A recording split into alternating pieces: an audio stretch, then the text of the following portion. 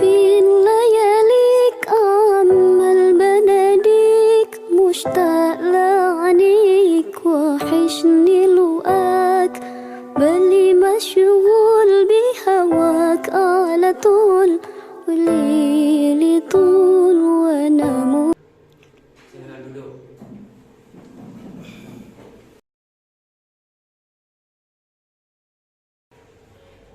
Assalamualaikum warahmatullahi taala wabarakatuh. Waalaikumsalam warahmatullahi wabarakatuh. Sebelum pelajaran ini dimulai, marilah kita baca doa bersama-sama. Berdoa dimulai.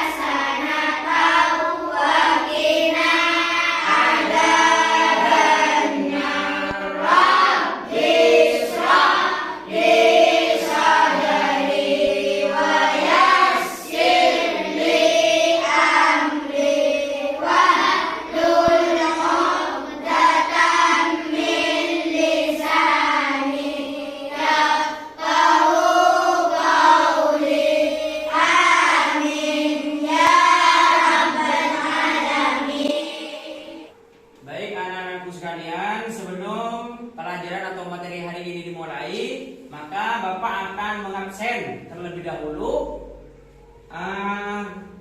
anak-anakku sekalian. Saya absen yang pertama Muhammad Fadiluddin, Hadir. Zaini, Hadir. Salsabila, Hadir. Safira, Hadir. Lukmanul Hakim, Hadir. Dani, Hadir. Subairi, Hadir. Mahdi Kamil, Hadir. Lukmanul Hakim. Hadir. Ini kok ada yang kosong ini? Sini kemana temannya ini? Muhammad Soleh. Ya, hadir. Kemana? Sakit. Oh, itu juga Pausi. Kemana kau tidak masuk? Sakit. Sakit juga. Dia ada dua siswa yang sakit, tapi sudah beli izin ya sama ketua Ya. sudah. Sudah. Sudah beli. Oke. Baik anak-anakku sekalian, sekarang kita akan melanjutkan metode ataupun mata pelajaran fikih yang berhubungan dengan jual beli, beli. Yang mana sebelumnya kita telah bahas bab-bab yang lain, maka sekarang kita akan membahas tentang jual beli, sehingga kalian nanti bisa memahami apa itu jual beli, bagaimana cara mempraktikkan jual beli di lapangan atau di rumah masing-masing. Jadi kita semua harus nanti bisa mengkaji yang Bapak terangkan di depan. Ini seperti yang nampak di layar di depan ini. Sekarang saya akan menjelaskan membahas tentang jual beli atau jual beli dalam Islam. Yang namanya jual beli pasti ada cara dan syarat masing-masing yang harus ditentukan, yang harus diketahui, yang harus dipahami oleh kita semua, sehingga nanti kita bisa memahami apa itu arti jual beli. Seperti ini contohnya, kita akan membahas tentang jual beli. Kenapa saya itu mengambil metode jual beli untuk saat ini? Yang perlu kita pahami adalah karena jual beli itu ada yang sangat erat atau dekat dengan kehidupan masyarakat. Contohnya ini seperti yang di layar ini contohnya. Jual beli adalah salah satu pekerjaan ataupun perkara yang sangat erat dengan kehidupan masyarakat setiap hari, bahkan setiap waktu. Nah, jual beli adalah salah satu perkara yang sangat erat ataupun dekat atau pekerjaan yang sering dilakukan oleh masyarakat setiap waktu. Dari masyarakat paling bawah, contohnya masyarakat petani, ataupun masyarakat menengah, contohnya seperti pengusaha-pengusaha atau pejabat, masyarakat bagian atas, pejabat yang lainnya, maka semuanya pasti akan melakukan yang namanya jual beli. Sehingga kita wajib dan harus memahami apa itu arti jual beli. Maka di sini seperti tabel yang nampak di depan ini, dalam jual beli terdapat indikator dan tujuan pembelajaran. Ada indikator dan tujuan pembelajaran. Nanti kita harus bisa memahami apa indikator-indikatornya, apa tujuan pembelajaran, sehingga nanti kita bisa memahami. Jadi ini setelah ini saya akan membahas apa saja indikatornya, apa saja tujuan pembelajaran. Namun ini sebelum Bapak melanjutkan ke pembahasan kali ini, maka Bapak mengharap anak-anakku sekalian nanti ya bisa mengkonsep.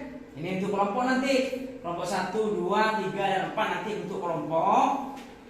Bisa sehingga kalian bisa mengkonsep sebagai tugas nanti ya di akhir pertemuan ini, nanti di kelompok apa yang Bapak terangkan dari awal tadi, dari salam sampai doa, kalian bisa mengkonsep apa saja yang kalian dapatkan. Paham? Sehingga nanti kalian bisa mempresentasikan di depan. Siap? Dan di sini indikator di sini adalah diharapkan siswa mampu mempraktikkan tentang jual beli. Di sini siswa diharapkan mampu untuk mempraktikkan tentang jual beli. Kenapa? Karena nanti kita setelah balik ke rumah kita masing-masing, setelah kita terjun ke masyarakat, maka kita akan bisa mempraktikkan jual beli, sehingga nanti anak-anakku sekalian bisa memahami apa-apa indikator. Itu indikator yang pertama. Terus di sini ada indikator yang kedua. Siswa diharapkan mampu untuk memahami ketentuan jual beli. Di sini siswa diharapkan mampu untuk memahami ketentuan jual beli. Karena setelah mempraktekkan dalam indikator itu ada cara bagaimana kita atau siswa itu bisa memahami, bisa mampu memahami ketentuan jual beli. Karena secara umum ketentuan jual beli itu nanti kita harus bisa mempraktekkan bagaimana kita bisa mempraktekkan jual beli nanti kita di masyarakat. Selanjutnya setelah indikator yaitu tujuan pembelajaran. Melalui kegiatan pengamatan siswa dapat memahami ketentuan jual beli yang benar. Melalui kegiatan dan pengamatan siswa itu kalian mampu untuk bisa mempraktekkan bagaimana memahami ketentuan jual beli yang benar.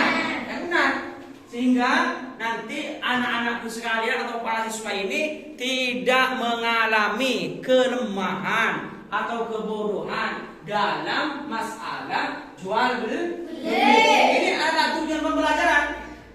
Semua pasti punya tujuan. Nanti kalian harus bisa memahami atau tujuan daripada jual beli yang benar. Karena jika tidak ada ketentuan jual beli yang benar, kita tidak paham bagaimana melakukan jual beli, maka kita akan terjerumus ke dalam perkara riba. Sehingga kita nanti akan terjerumus ke dalam perkara haram.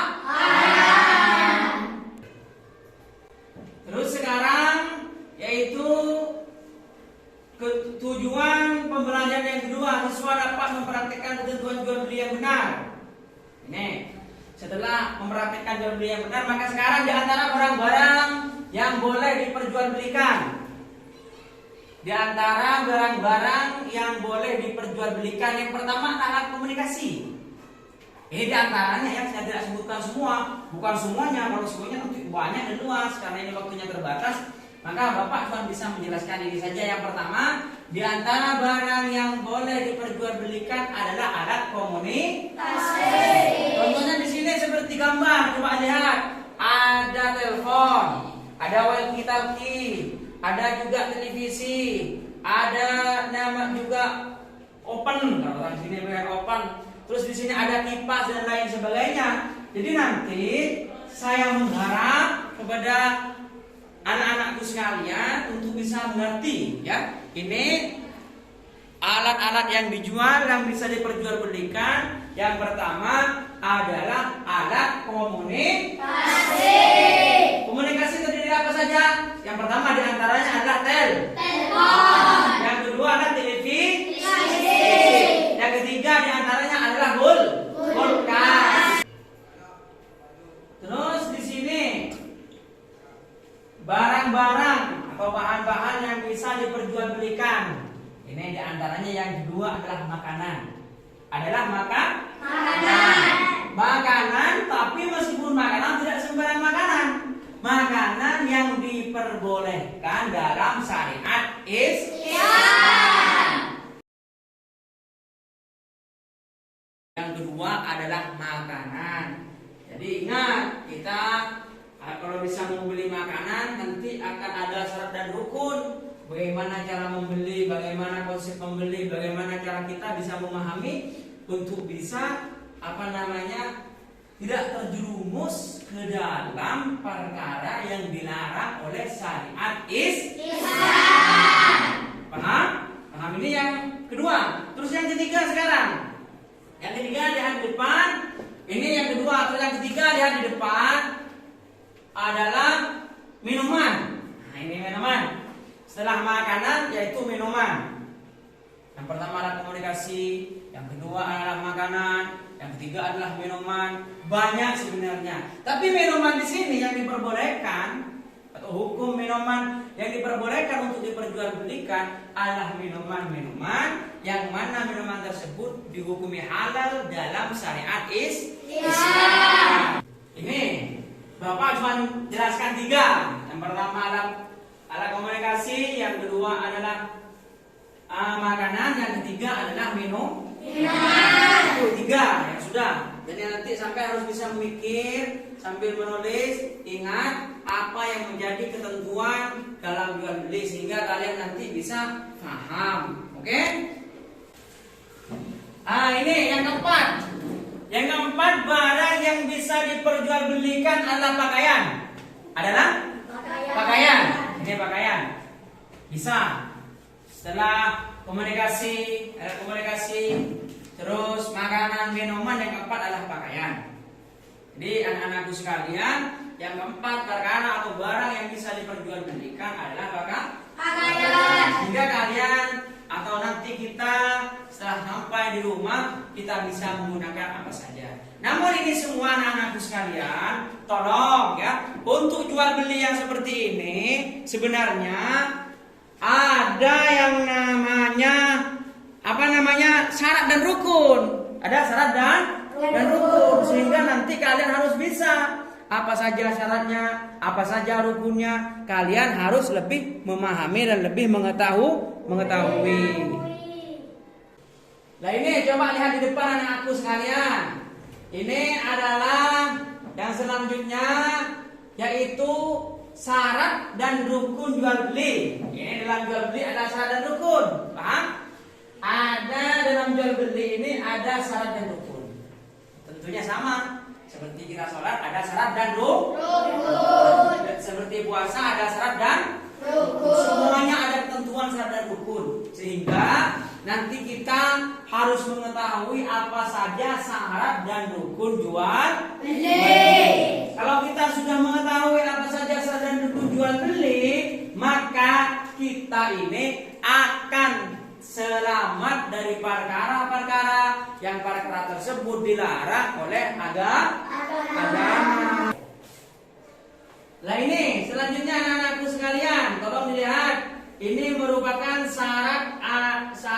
hukum jual beli. Yang pertama adanya penjual. Yang pertama di sini adanya penjual. Paham? Kalau kita mau jual beli, yaitu harus ada orang yang mau menjual.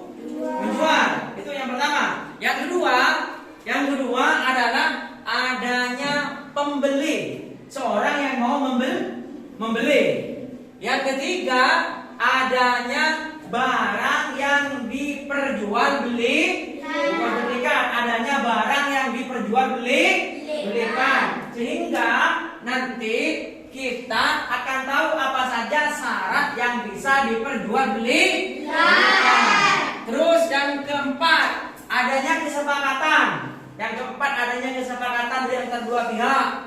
Kesepakatan tersebut adalah pembeli, penjual, dan ketentuan barang yang diperjualbelikan. Itu adalah yang keempat.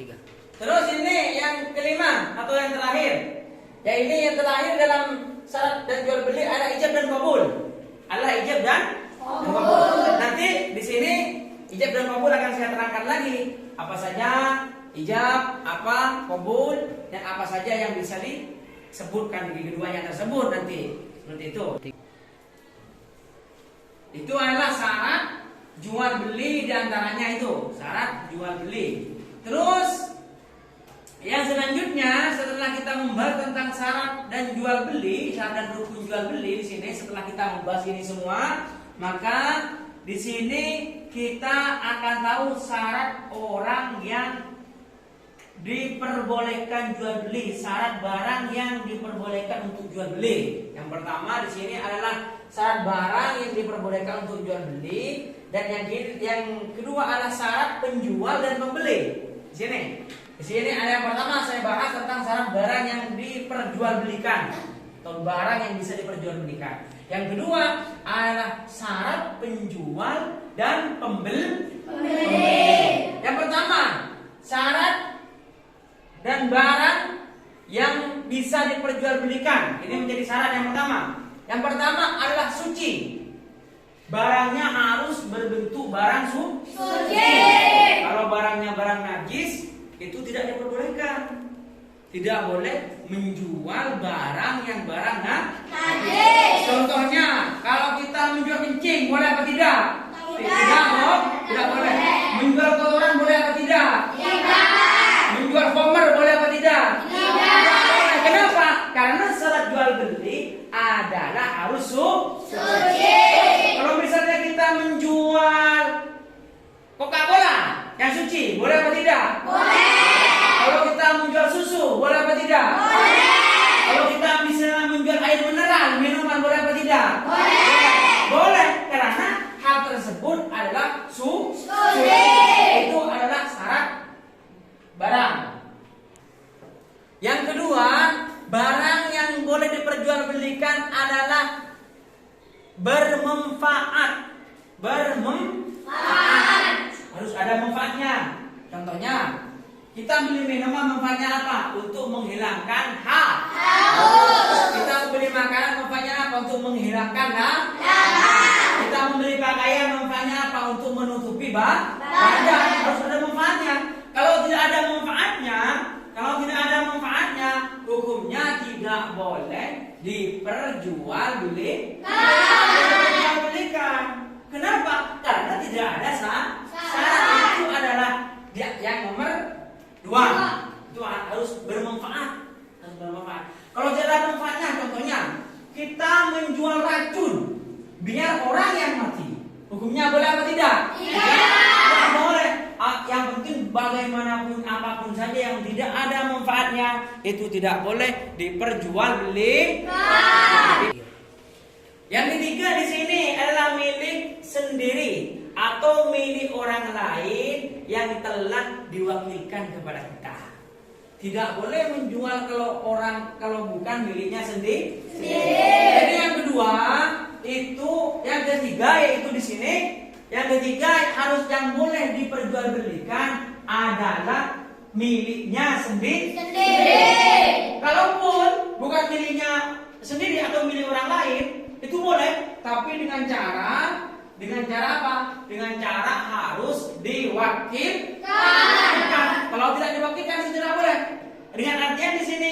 ketiga harus milih sendiri itu anak-anakku atau muridku sekalian, itu di sana nanti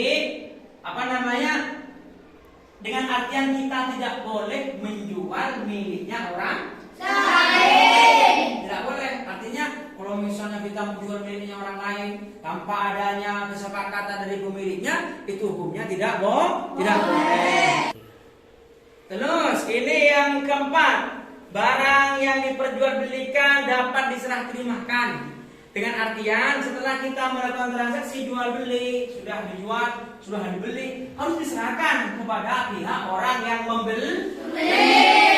Sehingga nanti barang tersebut bisa dimiliki secara utuh oleh orang yang membeli. Selanjutnya, setelah kita mengetahui syarat barang, maka kita ada syarat penjual dan pembeli. Penjual dan pembeli. Yang pertama, di sini harus berakal sehat.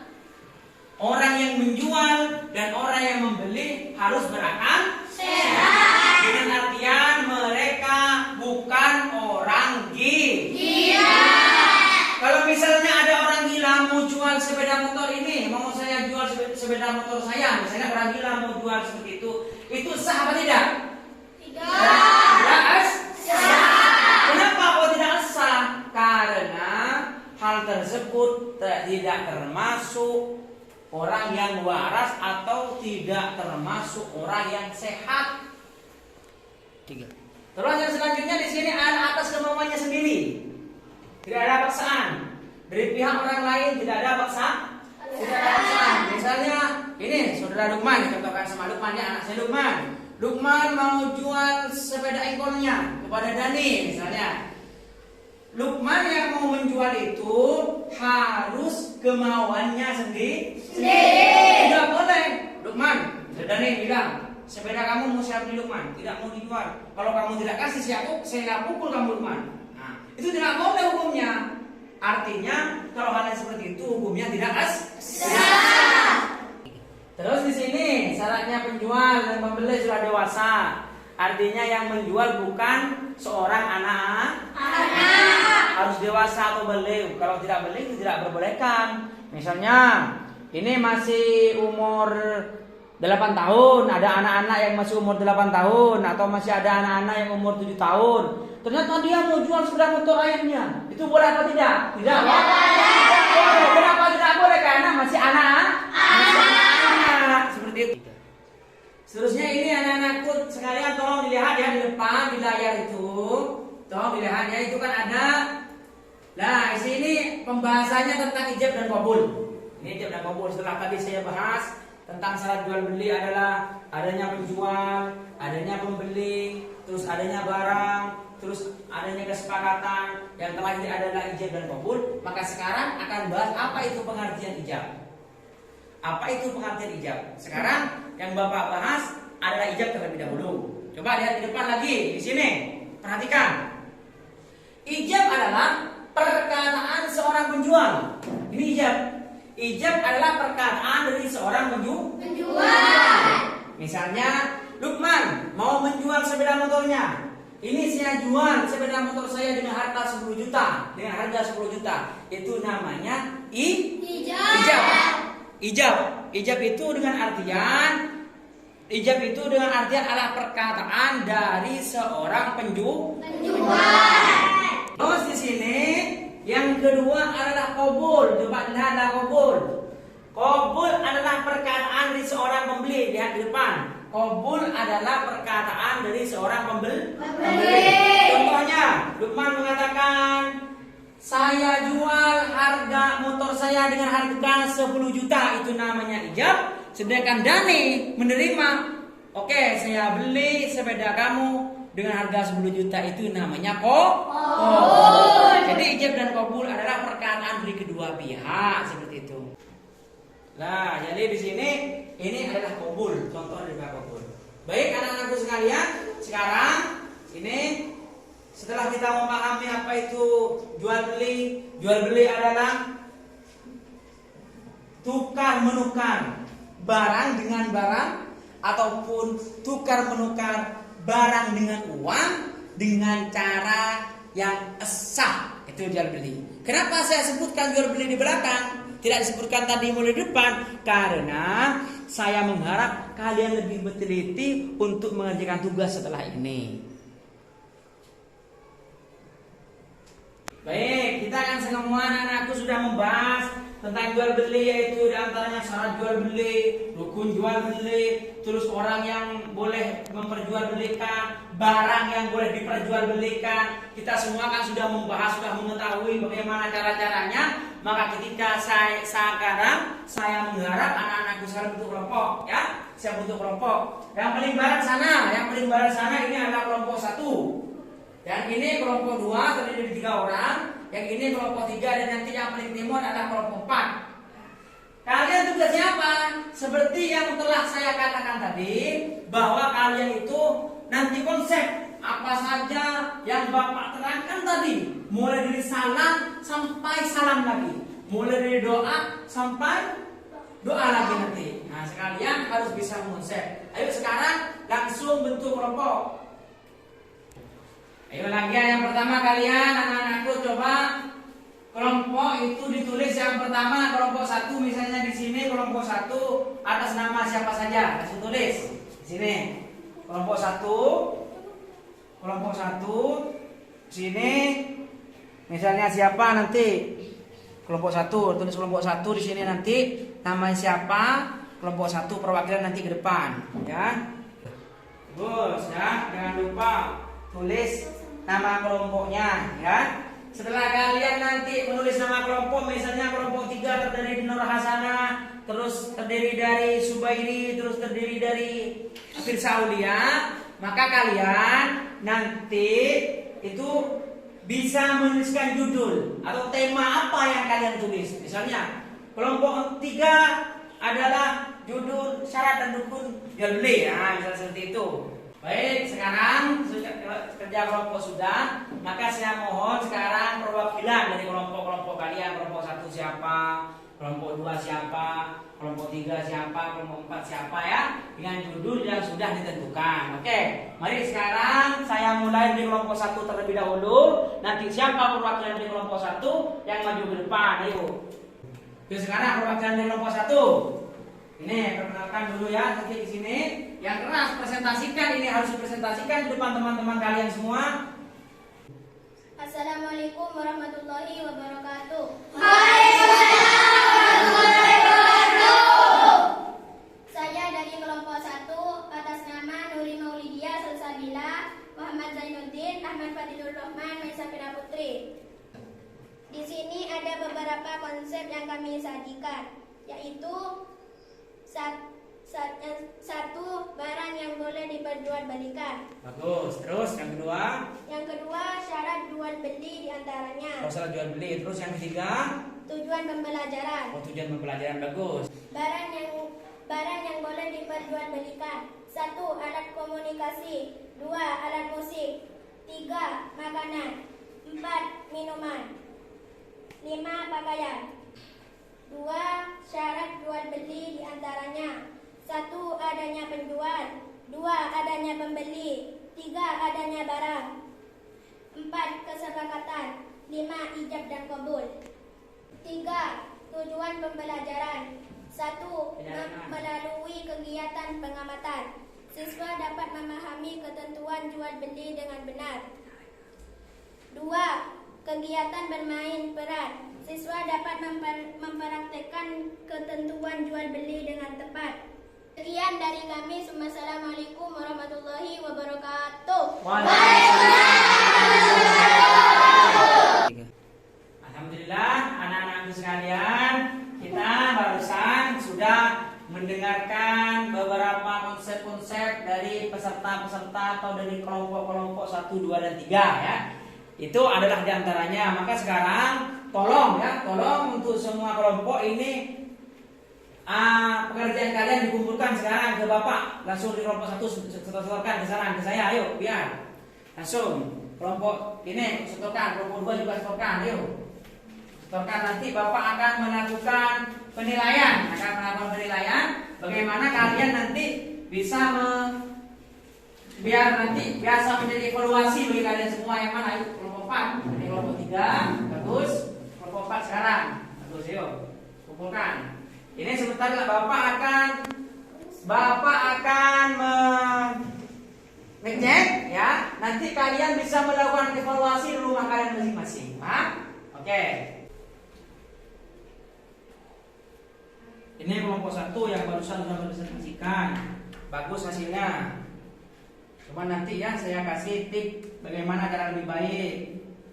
Ini juga kelompok 2. Alhamdulillah terdiri dari Ahmad Lukman Hakim, Rahmanika, terus Haulatul Hasanah. Bagus juga. Nanti saya mungkin ada beberapa di sini yang harus kalian perbaiki ya.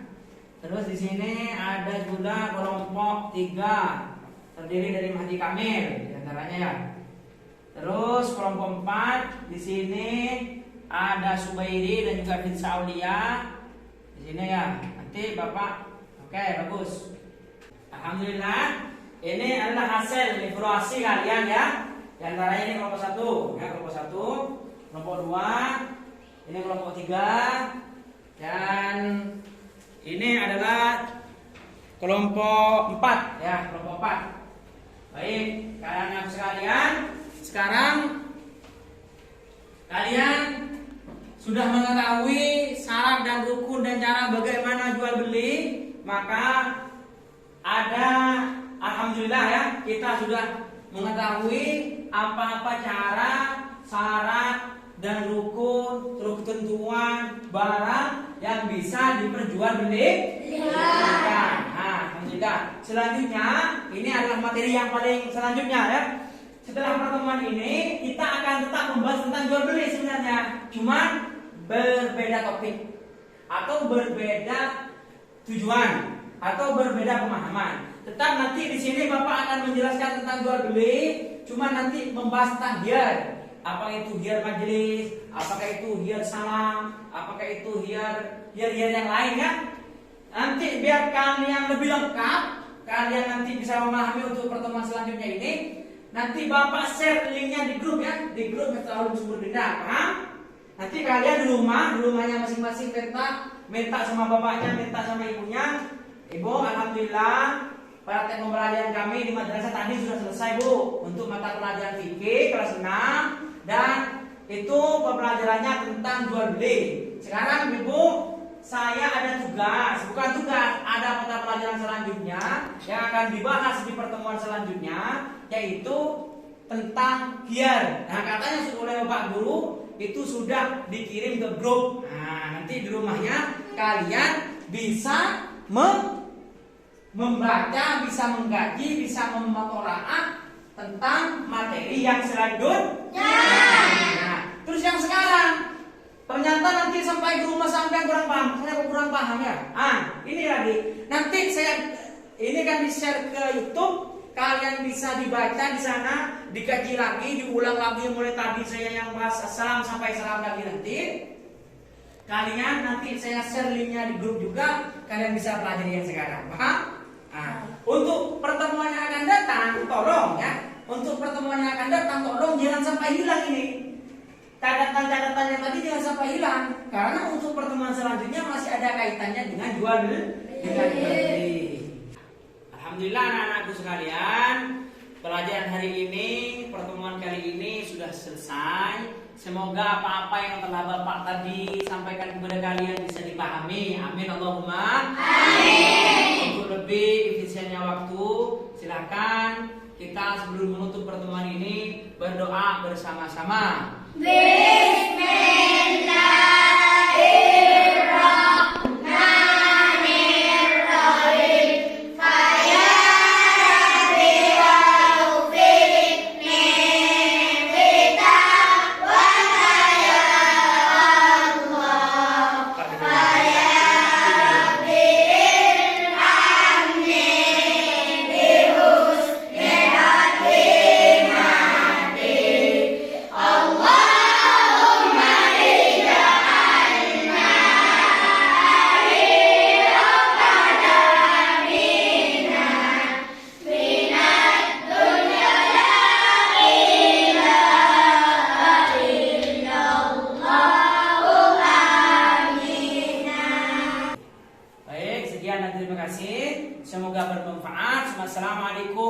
warahmatullahi wabarakatuh. Waalaikumsalam